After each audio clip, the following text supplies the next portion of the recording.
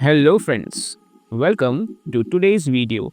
This is a four-part video based on the first chapter of Democratic Politics, also known as Civics, of Standard 9, and the chapter's name is What Democracy? Why Democracy? So, in this chapter, first of all, we will understand few important terms, and along the course of these four videos, we will also drop you some important questions that could be asked from these topics. So let's focus on some important terms before we dive into the main topic of this chapter. The first is the democratic country. The democratic country is generally a government which is based on the principles of democracy. Now, what are the principles of democracy? That we will learn through the course of not only this chapter, but Standard 9 and Standard 10, where 10 chapters will explain you what are the basic principles of democracy and how democracy affects our life and why we have chosen democracy as our form of government. The another form of government over here, which is the second term, that is the dictatorship. A dictatorship is a governance when a power is concentrated in just one person's hand. Now, what is the difference between monarchy and dictatorship? In monarchy, it is dynastic. Like a father is the king, then the son or the daughter will become the next ruler. They are like the dynasty, like the Mughals that we had. And dictatorship is generally based on the military or the hard power, as we can say. The third term over here is direct democracy.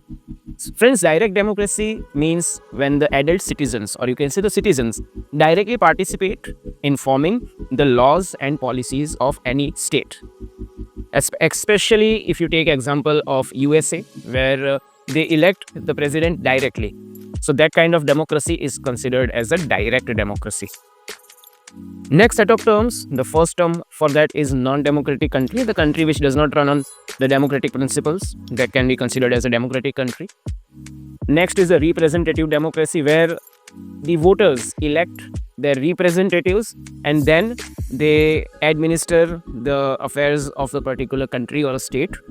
India is a representative democracy, so this could be a very important multiple choice question, that what kind of democracy India is. So India is a representative democracy. It is not a direct democracy. And the last term over here is the fair election. This is the center point around which this entire chapter revolves. A fair election where everybody has similar chance to win, or you can say everybody has the similar chance to lose on the basis of the power vested to the commoners. Now, what is the fair election that we will learn through the course of this chapter? So, the first topic that we need to discover is what is democracy. The first part of this particular chapter is what democracy.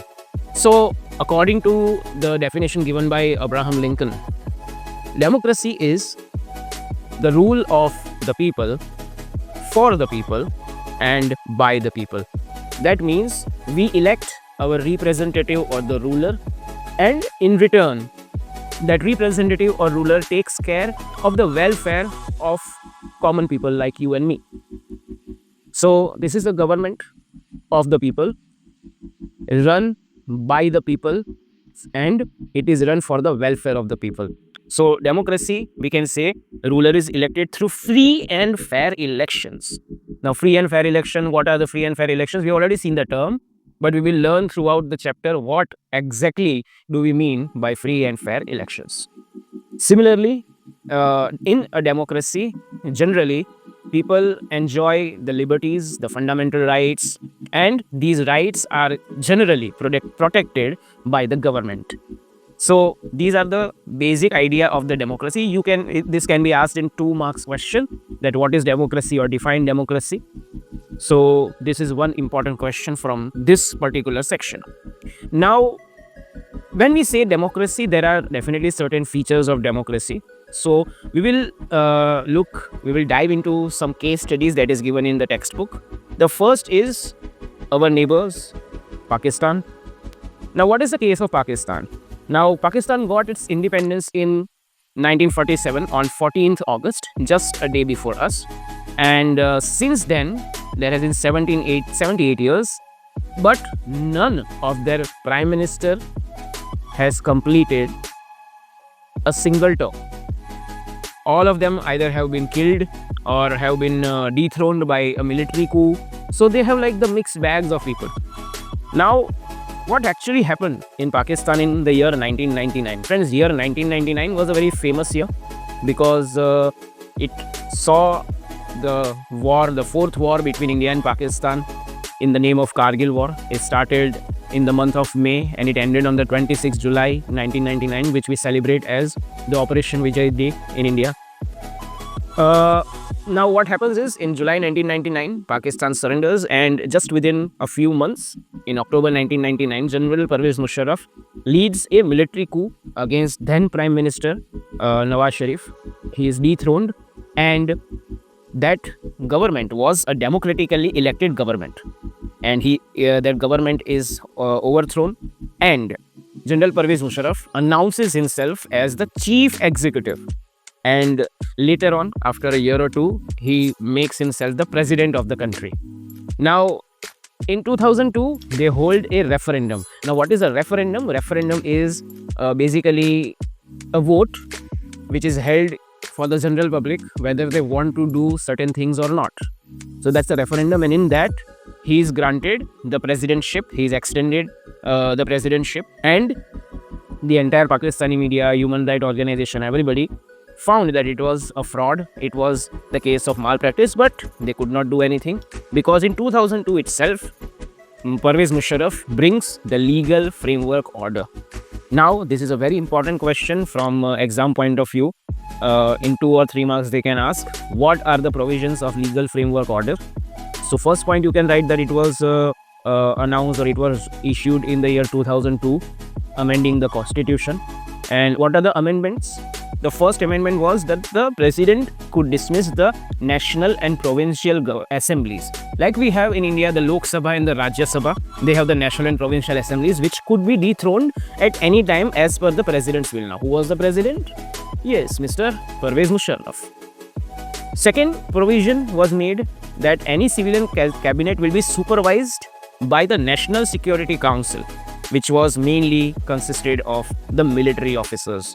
Now, these military officers would supervise, sometimes even harass the civilian cabinet, which would make the work very tedious for them. And the third provision that was made was, even after winning the election, if Musharraf felt that this was not the kind of government he wanted, he would dismiss it, and final go will be in the hands of Musharraf.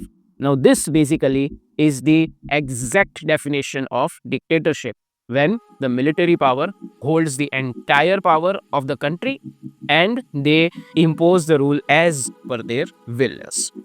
So, can Pakistan be considered democratic in this sense? No. Why? This can also be asked, why Pakistan under General Pervez Musharraf cannot be considered democratic? Because A, the elected representatives were not really the rulers. Okay, they were overthrown, they were suppressed by the military or National Security Council. Second, the people cannot take the final decisions because the representative that they want are either dethroned or pressurized, and the final power remains in the hands of one person rather than in the hands of people, because democracy means the rule by the people. But over here, the main feature is that the people are divested with the power. So the first feature of any democracy should be that the final decision of making power should and must reside with the people, commoners like you and me. So this was the curious case of Pakistan. I hope up until now you have seen the video. Please like, share and subscribe. This is the end of the first part. Thank you very much for listening. We will come up with the second part very soon. Next time मिलें, तब तक के लिए keep rocking.